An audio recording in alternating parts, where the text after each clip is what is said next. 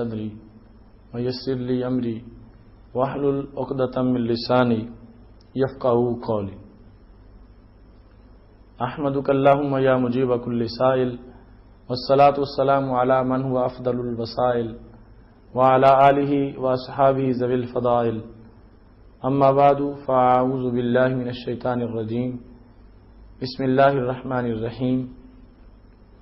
شہر رمضان الذی انزل فیہ القرآن صدق اللہ العظیم وصدق رسولہ النبی الکریم الامین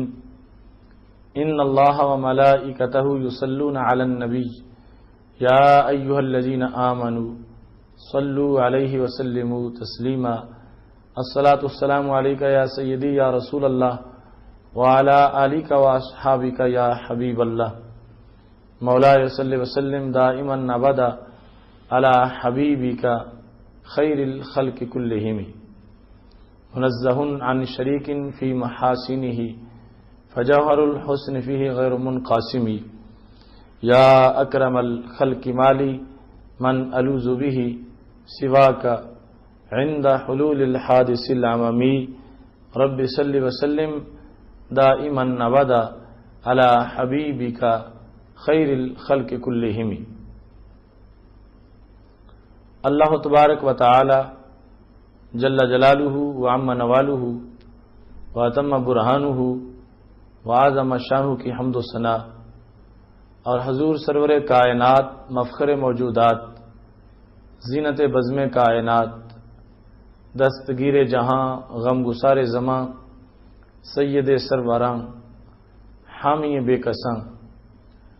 قائد المرسلین خاتم النبیین احمد مجتبی جناب محمد مصطفیٰ صلی اللہ علیہ وآلہ وصحبہ وبارک وسلم کے دربار گہر بار میں ہدیہ درود و سلام عرض کرنے کے بعد معزز ناظرین، فضائل رمضان پروگرام میں ہم اس وقت موجود ہیں۔ آج ہماری گفتگو کا موضوع ہے رمضان اور نزول قرآن۔ میری دعا ہے خالق کائنات جل جلالہ ہم سب کو قرآن و سنت کا فہم عطا فرمائے اور قرآن و سنت کے ابلاغ و تبلیغ اور اس پر عمل کرنے کی توفیق عطا فرمائے۔ معزز ناظرین، رب ذوالجلال نے قرآن مجید برہان رشید میں یہ کہا ہے شہر رمضان الذی انزل فیہ القرآن ھدی للناس وبینات من الہدی والفرقان۔ فرمایا رمضان کا مہینہ وہ مہینہ ہے جس میں قرآن مجید کو نازل کیا گیا، درا حال کہ وہ تمام لوگوں کے لیے ہدایت ہے اور وہ روشن مثالیں ہیں لوگوں کے لیے ہدایت کی، اور وہ قرآن فرقان کی حیثیت رکھتا ہے۔ اس مقام پر رب ذوالجلال نے قرآن مجید برہان رشید کے نزول کا جو مہینہ معین کیا وہ رمضان ہے، اور رمضان المبارک میں پھر رب ذوالجلال نے جو رات معین کی وہ لیلۃ القدر ہے۔ فرمایا انا انزلناہ فی لیلۃ القدر، ہم نے اس کو لیلۃ القدر میں نازل کیا۔ تو اب اس سے تعیین ہو گئی کہ رمضان اور لیلۃ القدر، اس میں رمضان کے مہینے میں اور لیلۃ القدر کو خالق کائنات جل جلالہ نے قرآن مجید برہان رشید کو نازل کیا ہے۔ قرآن مجید کا یہ نزول اس مہینے کے اندر جو ہوا تو اس نے پورے مہینے کو برکتوں سے معمور فرما دیا۔ اور یاد رکھیں آج بھی اس سال بھی جو قدر کی رات ہے وہ اس نزول قرآن کی برکت سے جو صدیوں قبل ہوا تھا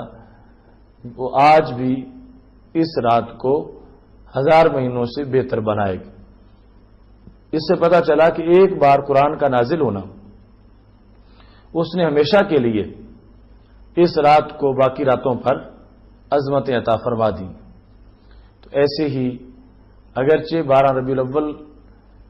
ایک موقع پر رسول اللہ صلی اللہ علیہ وسلم کی دنیا میں جلوہ گری ہوئی، اور ہر سال رسول اللہ صلی اللہ علیہ وسلم کی 12 ربیع الاول کو دنیا میں جلوہ گری نہیں ہوتی،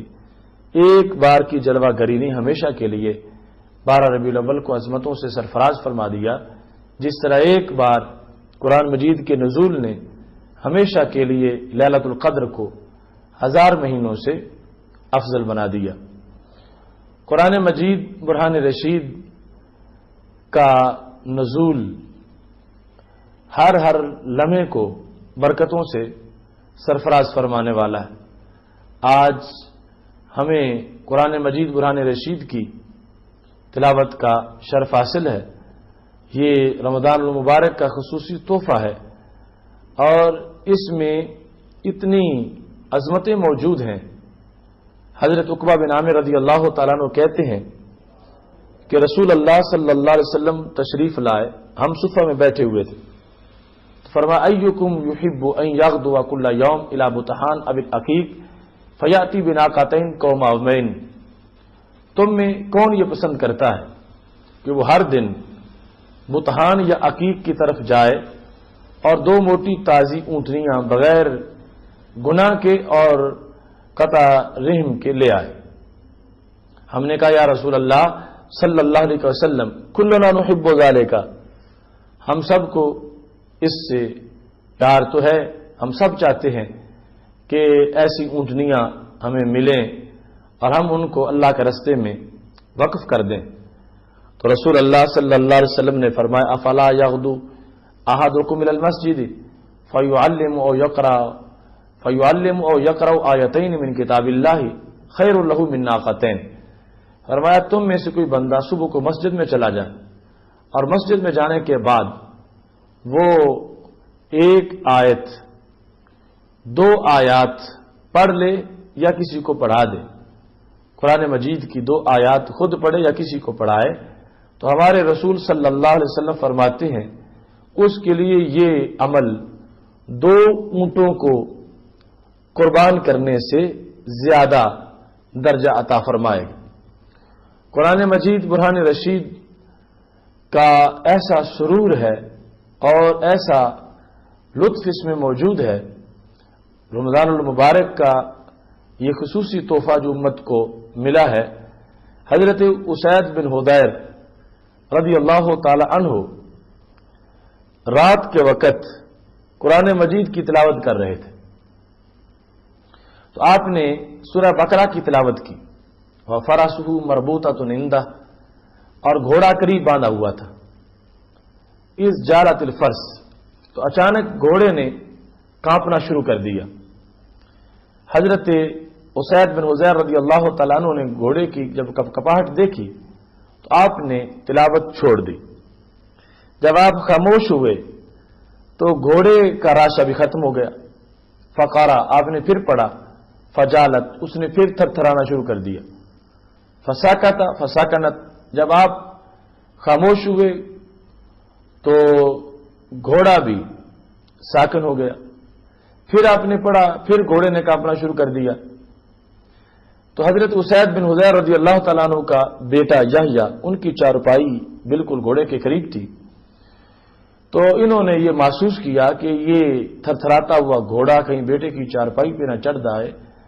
انہوں نے پڑھنا بند کر دیا۔ جس وقت پڑھنا چھوڑا، رفع رأسه الى السماء، آسمان کی طرف دیکھا، فاذا مثل ظلت، ان کو ایک چھتری سی نظر آئی، فیہا امثال المصابیح، اس چھتری کے اندر ایسا تھا جس طرح کے کئی چراغ ہیں۔ عجیب منظر انہوں نے دیکھا اور وہ منظر سارے کا سارا کچھ دیر کے بعد غائب ہو گیا۔ جس وقت صبح ہوئی تو انہوں نے رسول اللہ صلی اللہ علیہ وسلم سے جا کے عرض کیا، یا رسول اللہ صلی اللہ علیہ وسلم، آج رات میرے گھر پہ عجیب منظر تھا، میں نے قرآن پڑھا تو میرا گھوڑا کانپا، جب میں بند کرتا تھا اس کی کپاہٹ ختم ہو جاتی تھی، جب میں پڑھتا تھا تو وہ پھر کانپنا شروع کر دیتا تھا۔ اتنے میں نے اوپر دیکھا تو مجھے ایک سایہ نظر آیا، اس میں چراغ نظر آئے،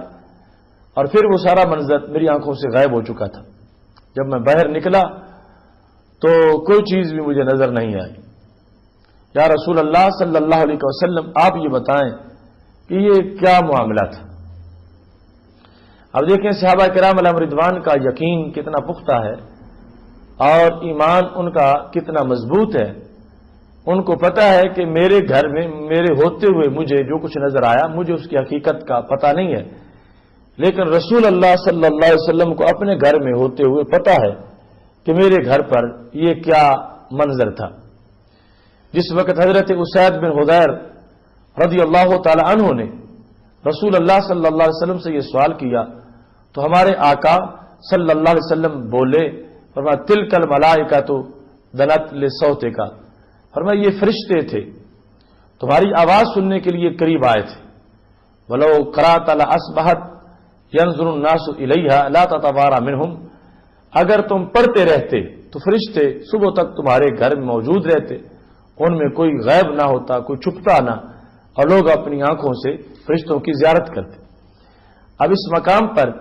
یہ پتا چلا کہ وہ نور تھا، جب وہ نزدیک آتا تھا فرشتے کو، گھوڑے کو نظر آتا تھا تو گھوڑا کانپ اٹھتا تھا۔ جب یہ قرآن پڑھنا بند کرتے تھے فرشتے اوپر چلے جاتے تھے تو گھوڑے کی کپاٹ ختم ہو جاتی تھی۔ جب یہ قرآن پڑھتے تھے تو فرشتے سننے کے لیے قریب آتے تھے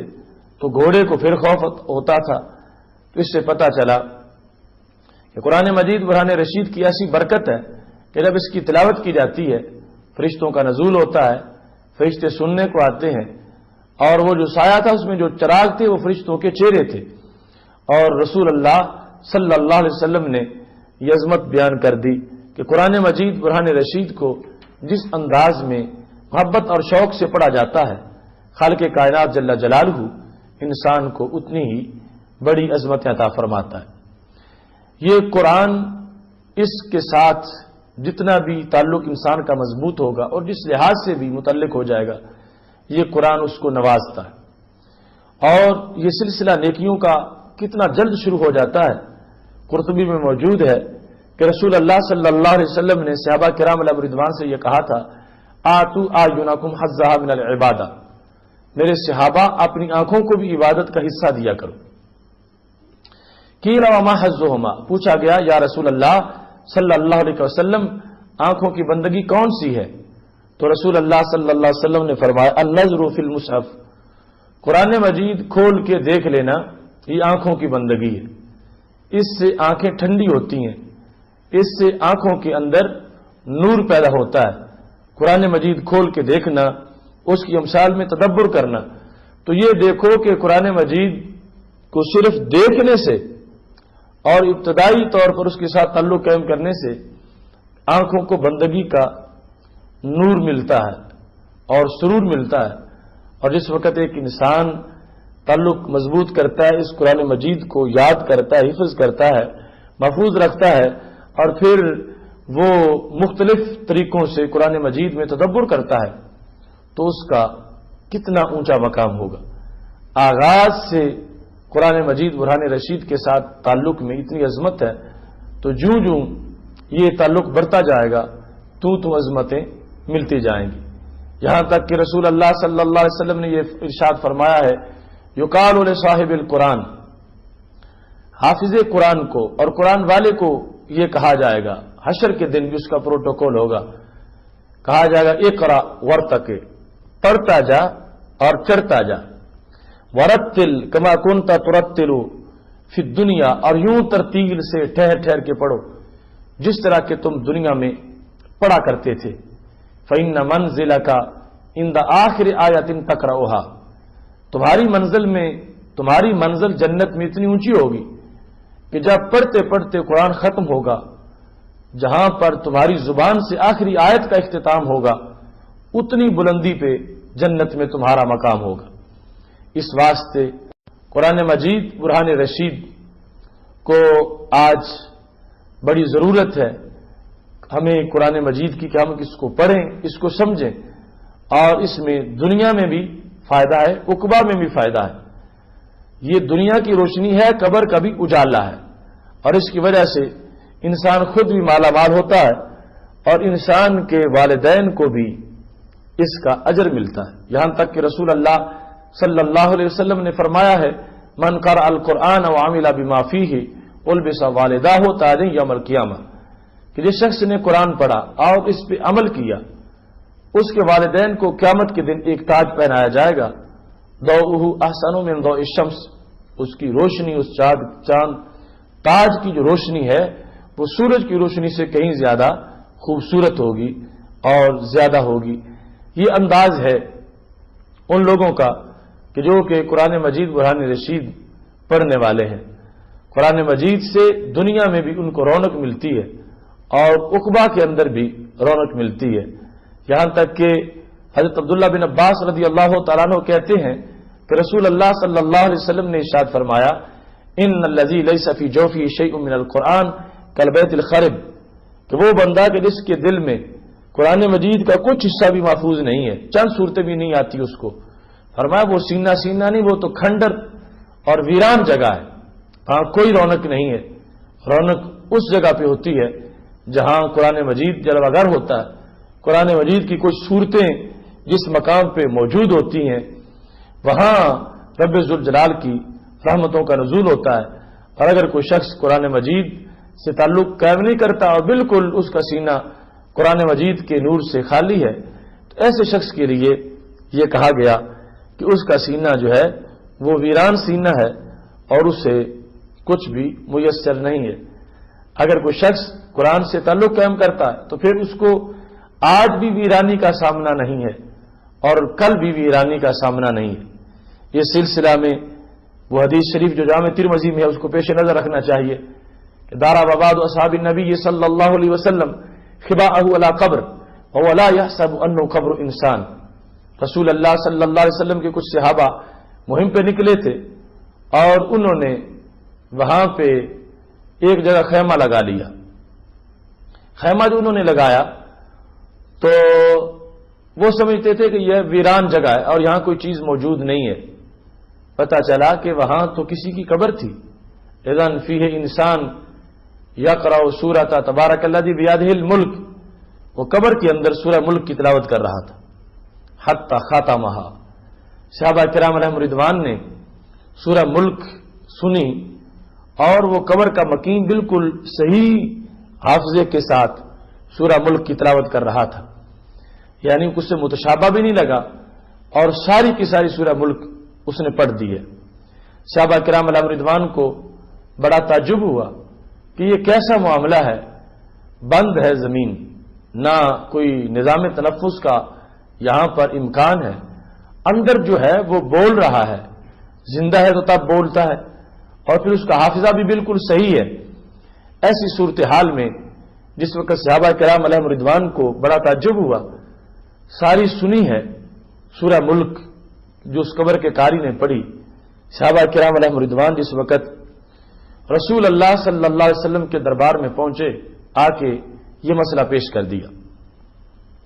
تو اس پر ہمارے آقا صلی اللہ علیہ وسلم نے یہ نہیں کہا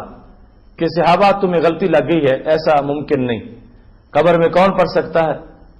اور قبر کے اندر زندہ کون ہو سکتا ہے۔ نبی علیہ الصلوۃ والسلام نے ان کی اس قول کو غلط قرار نہیں دیا بلکہ اس کو صحیح قرار دے کر رسول اللہ صلی اللہ علیہ وسلم نے جواب ارشاد فرمایا۔ یہاں بھی یہ امر قابل غور ہے کہ صحابہ کرام علیہم رضوان جس جگہ پہ موجود ہیں، نبی علیہ السلام وہاں موجود نہیں ہیں،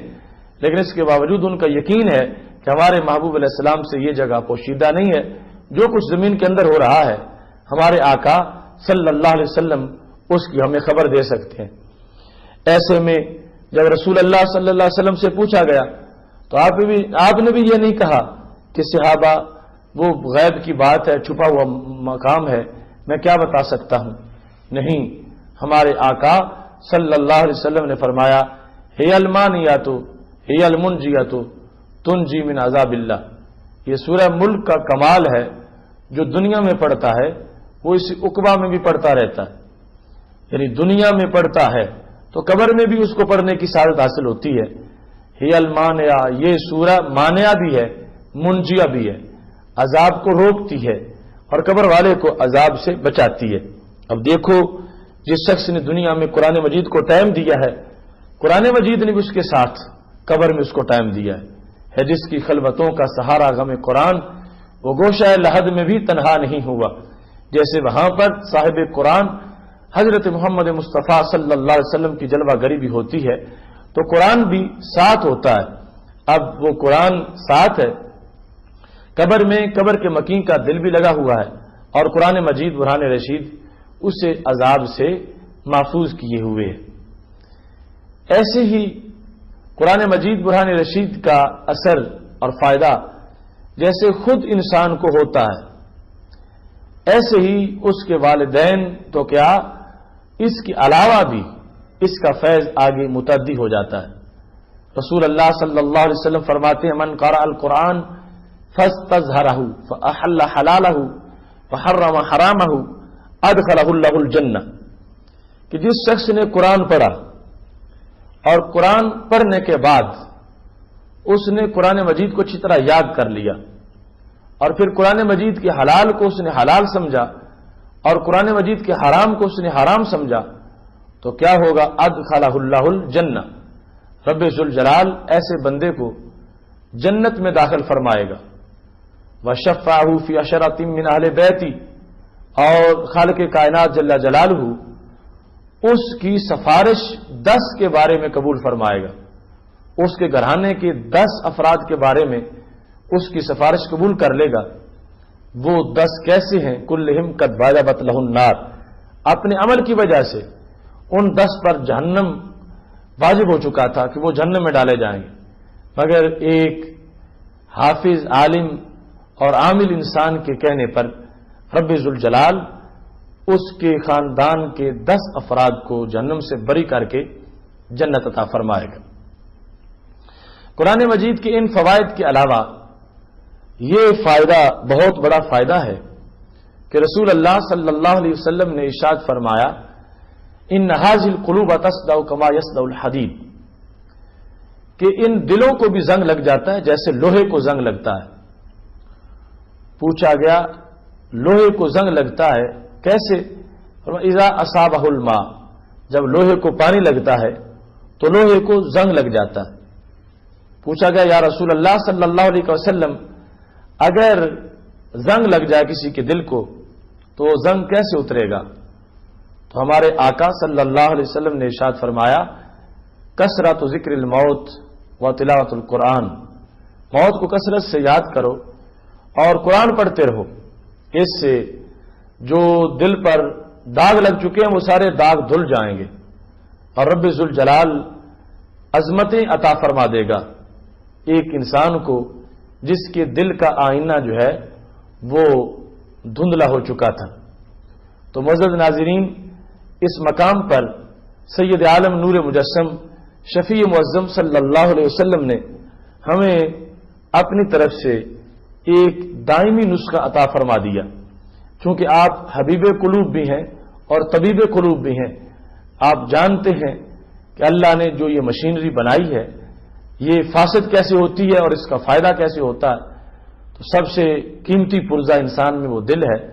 اور جب دل زنگ آلود ہو جائے تو پورا بدن اپنی افادیت کھو بیٹھتا ہے۔ اس واسطے دل کو زنگ سے محفوظ رکھنا نہایت ضروری ہے۔ اول تو یہ زنگ لگنے نہ پائے، اور دوسرے نمبر پر اگر زنگ لگ جائے تو پھر اس کو اتارنے کے لیے نسخہ ہمارے پاس یہ رمضان المبارک کی سوغات قرآن مجید ہے۔ اس کو جس قدر پڑھتے جاؤ گے دل کا میل اترتا جائے گا، دھند دور ہو جائے گا اور دل بالکل ستھرا، صاف اور شفاف ہو جائے گا۔ رب ذوالجلال نے ہمارے آقا صلی اللہ علیہ وسلم کو ایسی کتاب دی ہے کہ جو ہمیشہ تازہ ہے، ہمیشہ موجز ہے۔ آج بھی اس کا چیلنج موجود ہے، ان کنتم فی ریب مما نزلنا علی عبدنا فاتوا بسورۃ من مثلہ، اگر تمہیں شک ہے اس سے جو ہم نے اپنے عبد خاص پہ نازل کیا تو تم اس کی صورت جیسی صورت بنا کے لے آؤ۔ قریش مکہ نے سارا ایڑی چوٹی کا زور لگایا، مگر اس قرآن کی مثل ان سے بننا اس کا امکان نہیں تھا۔ یہ نہیں کہ انہوں نے کوشش نہیں کی، کوشش انہوں نے پوری کی، چونکہ کہہ دیا گیا ان کنتم صادقین، اگر تم سچے ہو تو صورت بنا کے لے آؤ۔ مطلب یہ ہے صورت بنا کے لے آؤ گے تمہیں سچا مان لیا جائے گا، پھر نہ جھگڑا ہوگا، نہ بدر، نہ احد، نہ خندق، کوئی جنگ نہیں ہوگی، پھر کسی طرح بھی تمہارے لیے مشکل نہیں ہوگی، تم صورت بنا کے لے آؤ۔ اب جو شخص قلم سے لکھ سکتا ہو اس کے لیے لکھنا آسان ہے یا نیزے کھانا آسان ہے؟ اگر کیا سبب تھا کہ قریش مکہ نے صورت نہیں بنائی اور تلواریں کھانے کے لیے تیار ہو گئے، بالآخر ان کے بچے یتیم ہو گئے، عورتیں بیوہ ہو گئیں، ان کے لاشیں تڑپ گئے۔ اگر ان سے مثل کا امکان ہوتا، مثل بنا سکتے ہوتے تو ضرور آسان پہلو اختیار کرتے۔ انہوں نے آسان پہلو یعنی قرآن بنانے والا پہلو جو اس کو اختیار نہیں کیا، بلکہ جنگ و جدل کی راہ پہ چل پڑے، تو پتہ چلا قرآن کا مثل بنانا، صورت بنانا ان کے لیے ممکن ہی نہیں تھا۔ تو یہ آج بھی ہمارے قرآن کا یہ اعجاز ہے، اور یہ قرآن تمام تر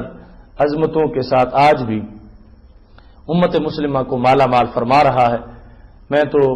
ان تمام احادیث کی روشنی میں یہ کہتا ہوں، آنکھوں کو نور، دل کو سرور ملتا ہے، قرآن پڑھنے سے رب غفور ملتا ہے۔ حرف حرف ہے اس کا نجات بشر کا ضامن، نظام زیست بندگی کا شعور ملتا ہے، اسی کے ذہن میں جلوہ فگن ہو فہم قرآن، جس کی ہر سوچ میں عشق حضور ملتا ہے۔ ورق ورق پہ یہاں بک رہا ہے ایک لطف جدید، سطر سطر میں اور بین السطور ملتا ہے۔ ذوق بیدار کو کہتے سنا کہ اے آصف، وقف وقف پہ یہاں جلوہ طور ملتا ہے۔ میری دعا ہے رب ذوالجلال ہم سب کو قرآن مجید کے پیغام پر عمل کر کے اپنی زندگی سنوارنے کی توفیق عطا فرمائے۔ وآخر دعوانا ان الحمد للہ رب العالمین۔